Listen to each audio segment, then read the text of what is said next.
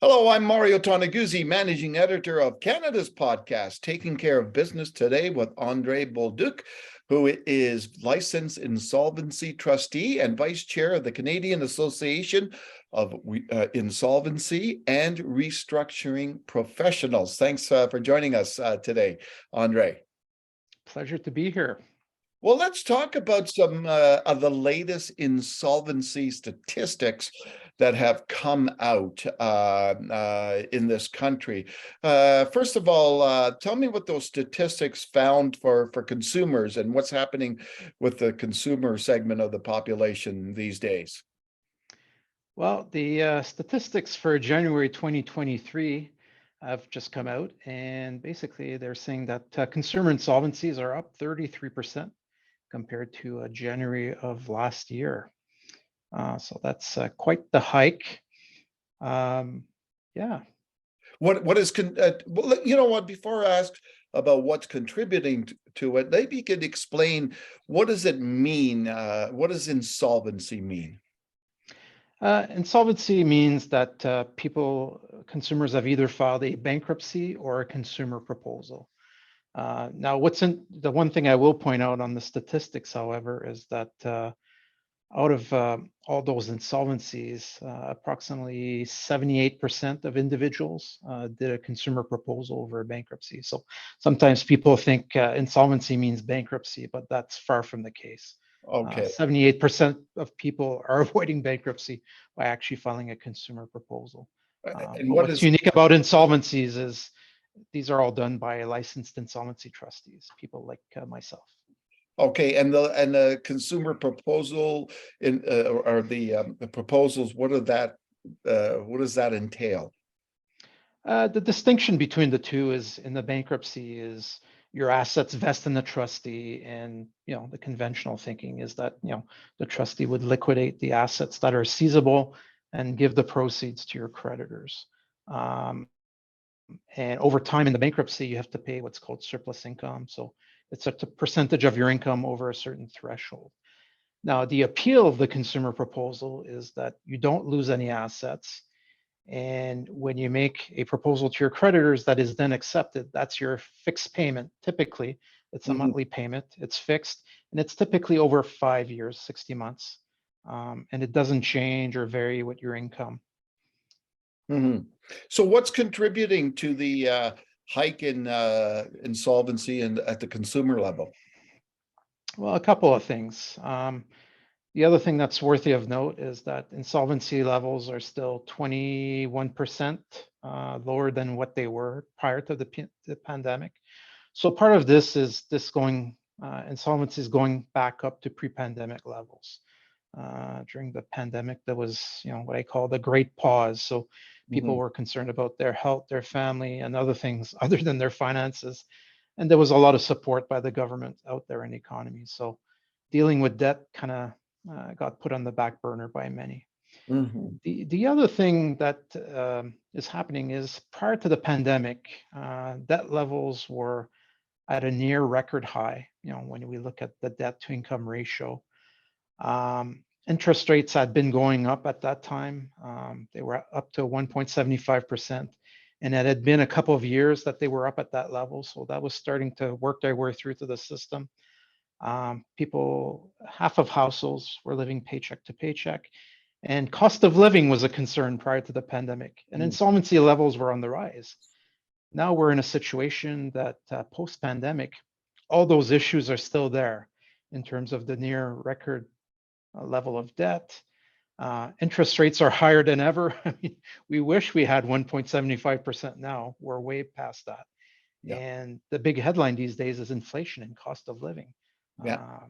Which has gone up dramatically. So all these issues are still there, and there's pent-up demand from the pandemic. So all these things are contributing to higher numbers. Let's take a look at the business side of things. What's happening when it comes to the insolvency stats for businesses in Canada? Similar story on the business side. Business insolvencies are up 55% compared to January of 2022. In that case, however, we're now exceeding pre-pandemic levels by about 7%. So these things have normalized a lot quicker, and there's a lot more business insolvencies. Maybe explain a little bit about the reasons you might be seeing the insolvencies rise for businesses. A couple of reasons. Same thing as on the consumer side. There was a pause when the pandemic hit. There was a lot of support by government. So these things were put on pause. Now, businesses still have to deal with those issues. In addition to that, we've had increasing costs due to inflation. A lot of businesses have been impacted by a disrupted supply chain. And, businesses that had financial vulnerabilities prior to the pandemic still have those vulnerabilities. And some have taken on more debt during the pandemic. And it's also tough to get workers in a lot of industries. So, that leaves a lot of businesses struggling. The way we do business has changed a lot. People are doing stuff online a lot more. And that's not going to change. People are going to go back to in person a little bit, but businesses have to adapt, and some are not able to, or they don't have the funds to adapt, or they just, they don't have the energy to adapt. So, we'll see those numbers continue to creep up. That's what I was just going to ask. What does the future entail here for the rest of this year for both consumers and businesses? Expect the numbers to continue to rise for both segments? On the consumer side, we do expect it to continue to rise because the issues I discussed previously, they're still all there. The thing that hasn't played out fully, though, are interest rate increases, because those can take up to 18 months to work their way through the system. So until you renew that fixed rate mortgage, you're not going to get impacted with an increased mortgage payment. And for those that are on variable, I mean, they'll go through savings or other resources they may have. But once those run out, which takes time, those households may have particular challenges. On the business side, there is some sensitivity to interest rates if you have variable rates, I should say. But that probably spikes sooner. I think there'll continue to be some increases. I don't know if they'll be as dramatic. Perhaps for the rest of this year, when you read the headlines, and we're always comparing to last year, right? It's kind of like inflation. The next set of statistics will be February to February. It'll probably be similar numbers, but it should level off by the end of the year, and then we'll have slight increases. And one last thing on the business side that I want to point out, we were looking at 331 filings in January, and that's a very small fraction of the actual businesses that close every month in Canada. So there's a lot of stuff we do not see in the statistics, right? So if someone just decides to close up shop or throw in the keys and walk away, and they don't take formal proceedings, we don't see that in the statistics. So we have to keep that in mind. Yeah, exactly. So the problem much deeper than just what the statistics show us, obviously, right? Yes. Yeah. All righty. Well, thanks very much, Andre, for joining us today.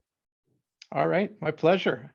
All right. That was Andre Bolduc, who is a licensed insolvency trustee and vice chair of the Canadian Association of Insolvency and Restructuring Professionals. I'm Mario Toneguzzi, managing editor of Canada's podcast, Taking Care of Business. Thanks for joining us today.